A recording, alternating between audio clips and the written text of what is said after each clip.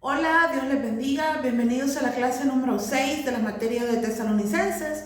En este caso estaremos viendo la continuación del capítulo 4 y continuamos con el versículo número 13. Dice que hemos de ver lo que la muerte significa para el cristiano y lo que el arrebatamiento significa para la iglesia. Y eso lo veremos en los siguientes versículos. El versículo número 13 dice: tampoco queremos, hermanos, que ignoréis acerca de los que duermen, para que no os entristezcáis como los otros que no tienen esperanza. El apóstol Pablo les habló acerca de los que duermen. Pablo se estaba refiriendo a la muerte del cuerpo. Esta expresión dice nunca se refiere al alma o al espíritu del hombre, porque el espíritu del hombre no muere. Vamos a necesitar ver 4 razones por las que la muerte del cuerpo es descrita como estar dormido. No sé si ustedes ya han escuchado, ¿verdad?, expresiones como las que cuando alguien muere dice que bueno, ya está en la presencia de Dios, está gozando con el Señor, está cantando con los ángeles. Expresiones como ya no hay sufrimiento, está en un mejor lugar. Y parte de todas las cosas que ahí se mencionan tienen algo de razón. Pero lo que la Biblia nos dice es que las personas duermen. Después, ¿verdad? Hay acá en Primera de Tesalonicenses 4 algo que nos demuestra que en realidad eso es así. Dice que Pablo menciona aquí 4 razones por lo que la muerte es descrita como estar dormido. Y una de ellas es la semejanza entre el sueño y la muerte. Un cuerpo muerto y un cuerpo dormido son realmente muy parecidos, ¿verdad? Más que todo quizás aparentemente, ¿verdad? Porque usted sabe que si alguien está dormido, pues está respirando o de repente pues se mueve, ¿verdad? Y todo eso, pero casi es como lo mismo, ¿verdad? En el sentido de que está acostado, ¿verdad? En esa parte quizás podríamos decir que es igual, se está acostado o sentado o como sea, pero está como sin mayor movilidad, a excepción como lo que muchos decimos, ¿verdad? Que somos como muy locos para dormir y cambiamos de posición a cada rato. Obviamente nadie va a pensar que alguien está muerto, porque si es alguien que se mueve constantemente, pues va a ser evidente que está dormido. Pero se asemeja mucho a eso. Dice, algunas veces seguramente hemos observado a un amigo o a un ser querido en su ataúd y alguien seguramente ha hecho la observación de que parecía dormido.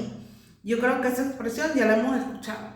Dice, en cierta manera es verdad, el cuerpo de un creyente está dormido. Alguien que duerme no deja de existir, simplemente porque el cuerpo está durmiendo. Y esta parte me encantó mucho porque es cierto, ¿verdad? Está dormido, dice, parece que estuviera dormida la persona, que en un momento u otro va a despertar y así va a ser, ¿verdad? No en el tiempo que nosotros quisiéramos que fuera, como es antes de poder ser enterrado, ¿verdad? Sino que es en el tiempo que Dios tenga dispuesto. Dice, el cuerpo de un creyente está dormido. Alguien que duerme no deja de existir simplemente porque el cuerpo está durmiendo. El sueño es temporal, la muerte también es temporal. El sueño tiene su despertar y la muerte va a tener su resurrección. Es que no se trata de que la vida sea existencia y la muerte una no existencia, sino que estamos hablando de que en ambas cosas, si el sueño es temporal, la muerte también es temporal para nosotros, para los que hemos creído en Jesús.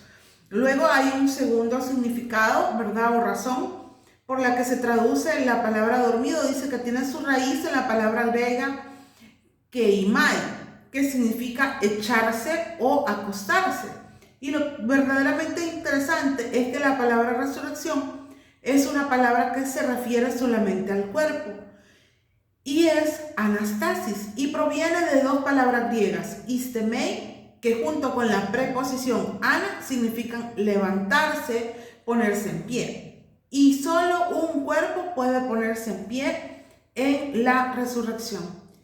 Esto significa, ¿verdad? Y nos da como un mayor realce a lo que estamos hablando, ¿verdad? Que alguien cuando muere queda en un estado de dormir, esperando un momento que creo que la mayoría de nosotros ya conocemos y algunos otros no, pero acá vamos a tratar de verlo de una manera muy general, ¿verdad? Sin profundizar mucho, pero que sí, tal como nos lo está explicando Tesalonicenses, que es lo que ahorita a nosotros nos corresponde ver. Dice, la misma palabra para sueño se usa aquí, tal como se usa cuando se refiere al sueño natural, cuando el cuerpo reposa sobre la cama. Dos ejemplos al respecto, en Lucas 22:45, dice, hablando de Jesús, cuando se levantó de la oración y fue a sus discípulos, los halló durmiendo a causa de la tristeza. Imaginemos, dice, que Pedro, Jacobo y Juan se fueron a dormir en un tiempo de crisis. Y esta es la misma palabra que se usa en Primera de Tesalonicenses. Número 3, la Biblia enseña que el cuerpo vuelve al polvo del cual fue formado, pero el espíritu vuelve a Dios. Incluso en el Antiguo Testamento se enseña esto. En Eclesiastés 12:7 leemos, antes que el polvo vuelva a la tierra como era, y el espíritu vuelva a Dios que lo dio. El polvo significa el cuerpo, ¿verdad? En Génesis 3:19 dice, vemos que Dios le dijo a Adán, polvo eres y al polvo volverás. Esta es otra forma, ¿verdad? Que está hablando del cuerpo, ¿verdad? Pero que el espíritu es el que vuelve hacia Dios. Dice aquí, el espíritu y el alma no mueren, o por tanto el espíritu o el alma no serán resucitados. Solo el cuerpo puede acostarse en la muerte y solo el cuerpo puede levantarse, ponerse en pie en la resurrección. Y esto fue bastante obvio, dice cuando Pablo dijo en 2 Corintios 5:8 que estar ausentes del cuerpo era estar presentes ante el Señor, ¿verdad? No sé, ¿verdad? Si logro, ¿verdad? Poder explicarme en este sentido, ¿verdad? Que estamos hablando, no sé cuál ha sido su apreciación o su pensamiento acerca justamente de esto, ¿verdad? Que qué significa estar dormidos y qué significa estar muertos, qué significa solamente estar esperando, ¿verdad? Que venga Dios, bueno, Jesús, ¿verdad? Por nosotros. Entonces, el cuerpo es simplemente una tienda frágil que es dejada a un lado temporalmente en la muerte. Dice 2 Corintios 5:1, y si ustedes se dan cuenta, estamos leyendo cartas también que fueron escritas por el apóstol Pablo. Sabemos que si nuestra morada terrestre, este tabernáculo, estaba hablando del cuerpo, ese tabernáculo se deshace, tenemos de Dios un edificio, una casa no hecha por manos eterna en los cielos. La palabra griega para tabernáculo aquí es kenos, que significa tienda. Los cuerpos en los que vivimos son tiendas. Uno puede vivir en un verdadero palacio, pero la vivienda real es realmente una pequeña tienda. Realmente nuestros cuerpos son extremadamente frágiles, totalmente, ¿verdad? Aquí, luego tenemos ahí otro ejemplo, ¿verdad? Que se menciona en 2 Corintios 6:7 y 2 Corintios 5:8, que también ya lo estuvimos leyendo. Y la cuarta razón dice, los primeros cristianos adoptaron una hermosa palabra para los lugares de enterramiento de sus seres queridos. La palabra griega koimeterion, que significa una casa de descanso para extranjeros o un lugar para dormir. Dice que la misma palabra pasó a otros idiomas, por ejemplo el nuestro, dando lugar a la palabra cementerio. La misma palabra se usa en aquellos días para las posadas o mesones, lo que identificaríamos hoy como un hotel en la carretera. Son instalaciones en las que uno pasa una noche para dormir y al día siguiente se dispone a continuar el viaje. Y dice, esta es una figura del lugar donde enterramos a nuestros seres queridos. Y definitivamente que esa expresión me encanta porque dice, este es un pensamiento consolador. Sabemos que dejamos allí sus cuerpos hasta el día de la resurrección. Un día el Señor vendrá y esos cuerpos se levantarán. Y de verdad que eso a mí me emociona muchísimo porque yo tengo varias personas de verdad que han muerto, que yo he querido mucho. Y pues sí, entre ellas pues podemos decir, las personas con las que convivimos mucho tiempo, sabemos que están descansando, esperando ese día y momento perfecto en el que Dios, ¿verdad?, va a mandar a Jesús a recogernos y que nos vamos a encontrar con ellos. Y yo personalmente prefiero y quisiera que nos conociéramos y que pudiéramos darnos cuenta que ahí estamos, ¿verdad? Porque también hay otras posiciones en las que dice que no nos vamos a conocer, pero a mí me gusta creer esa parte, en la parte donde creemos que sí vamos a conocernos, aunque hay algunos comentaristas que dicen que en esa parte sería muy doloroso, ¿verdad? Pensar de que vamos a ver a alguien que nosotros sabemos que murió y que no lo vamos a encontrar en el cielo. Pero siento yo que pues si no los encontramos, pues, ¿qué podemos hacer? En ese momento no vamos a poder hacer nada si no hicimos algo acá en la tierra por ellos.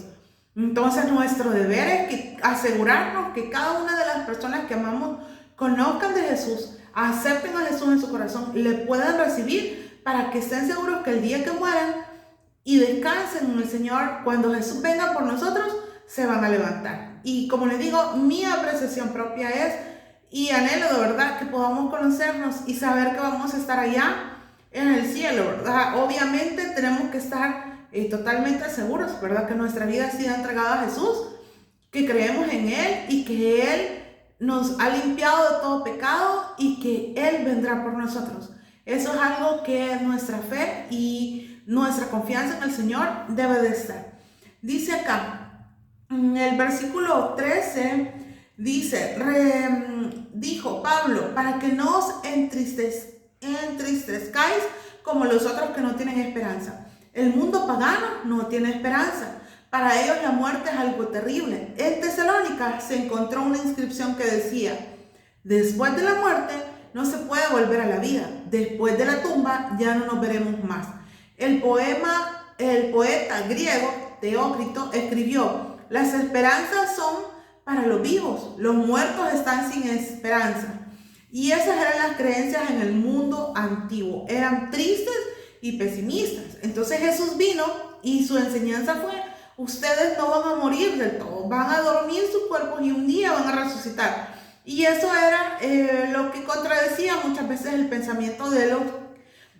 Dice, los creyentes no debemos entristecernos como los paganos. Cuando vamos a un entierro, siempre podemos saber si la familia del que ha partido es cristiana o no. Por la forma en que expresan su tristeza, podemos saber si tienen esperanza o no. Y hace poco, ¿verdad? En ese tiempo acabo de ir a un entierro de verdad de alguien muy amado de nuestra iglesia. Y para mí, de verdad, a mí me llenaba de mucho gozo ver a su familia creyendo, ¿verdad? Creyendo y sabiendo que tienen esa esperanza que un día esa persona va a resucitar y va a estar ante Jesús. Y todos los que hayamos quedado también vamos a ser arrebatados juntamente con ellos, según lo que vemos más adelante. Dice acá, un cristiano sufre la aflicción ante la muerte de un ser querido, pero al mismo tiempo siente el consuelo de la esperanza que tiene el regreso de Cristo y en la resurrección de los muertos, que es lo que le acabo de mencionar. Debemos considerar hoy en este pasaje tan destacado de la Biblia el versículo 14. Dice, si creemos que Jesús murió y resucitó, así también traerá Dios con Jesús a los que durmieron con Él. Y dice, quisiéramos dar énfasis de la frase de Pablo, Jesús murió y resucitó. Aquí no dice que Él durmió, sino que dice murió y resucitó. Es exactamente una afirmación. Y hay tres clases de muerte en la Biblia. La muerte física, que es la separación del espíritu del cuerpo. Es lo que comúnmente llamamos muerte. Adán realmente no murió físicamente hasta 930 años después de la caída. Dice, después de esta, la muerte espiritual. Pablo dijo tener una mentalidad carnal dominada por las pasiones humanas. Equivale a muerte, que es la separación de Dios, ¿verdad? Estamos hablando de una muerte física y ahorita de una muerte espiritual. Y luego estamos hablando que la tercera muerte es la muerte eterna. Es la separación eterna de Dios. Y esta es la segunda muerte, descrita en Apocalipsis 20:14. Todos estos temas se ven a profundidad en lo que es Profecía 1 o Profecía 2 y algunas otras materias también. Pero es importante que nosotros podamos destacar lo que acá nos está enseñando Pablo en Primera de Tesalonicenses. Dice, si continuamos leyendo el versículo 15, dice, por lo cual os decimos esto en palabra del Señor, que nosotros que vivimos, que habremos quedado hasta la venida del Señor, no precederemos a los que durmieron. La frase en la palabra del Señor nos transmite la certeza de Pablo de que él estaba dándoles a los tesalonicenses una respuesta a la pregunta que ellos le habían hecho. Pablo sabía que se habían estado preocupando por aquellos que habían muerto antes del arrebatamiento de la iglesia y quiso que ellos supieran que los que habían muerto en Cristo tendrían una participación en el arrebatamiento. El arrebatamiento también se conoce como rapto, ¿verdad? Esa expresión también es muy conocida y es un evento que estamos esperando, ¿verdad? Con muchas ansias. Yo antes decía, ay Señor, ¿verdad? En mi pensamiento humano decía, Señor, ay, yo quisiera que tú vinieras y así ya no estudio. Algo como eso, era, ay, yo quisiera que viniera, Señor, y así no tengo que trabajar. O sea, imagínense, estamos hablando que tenía que 14, 15 años en aquel momento y que yo ya sabía acerca de esto, porque he sido criada en el Evangelio. Entonces, de alguna manera, en la escuela dominical o hablando con mi mamá, con mis tíos, que son los que me han criado, ellos, pues sí, hablábamos de todas estas cosas. Y yo decía, ay, pues sí, yo ya quiero que venga el Señor por mí, así no tengo que trabajar, no tengo que estudiar. Y pues aquí estoy y sigo esperando, de verdad que lo ansío ya no por esas razones, ¿verdad? Cuando uno está joven habla esas cosas, pero no lo ansío por esas razones, porque ya no quiera trabajar o porque ya no quiera estudiar o porque ya no quiera seguir haciendo lo que hago, sino que simplemente porque creo yo que será un momento esplendoroso, un momento sumamente importante en nuestras vidas y que es el que debemos de estar nosotros expectantes. Dice acá, los que estén con vida en aquel acontecimiento del arrebatamiento no se adelantarán a los que hayan muerto. Así que los muertos en Cristo estarán yendo en el primer lugar. Primero van a levantarse, ¿verdad? Los muertos en Cristo y luego nosotros. Dice en el versículo 16, el mismo Señor con voz de mando, con voz de arcángel y con trompeta de Dios descenderá del cielo. Entonces los muertos en Cristo resucitarán primero. Aquí se establece, ¿verdad? Que viene Jesús y los muertos en Cristo serán los primeros en resucitar y luego vamos nosotros, los que hayamos quedado. Bueno, estoy hablando por este momento, ¿verdad? Probablemente, si eso es así, si Jesús viene antes de que yo muera o que cada uno de nosotros muramos, será así. De lo contrario, si nosotros ya no estamos, seremos también de los primeros que nos vamos a levantar cuando Él venga, porque el tiempo ni la hora exacta, pues nadie lo sabe.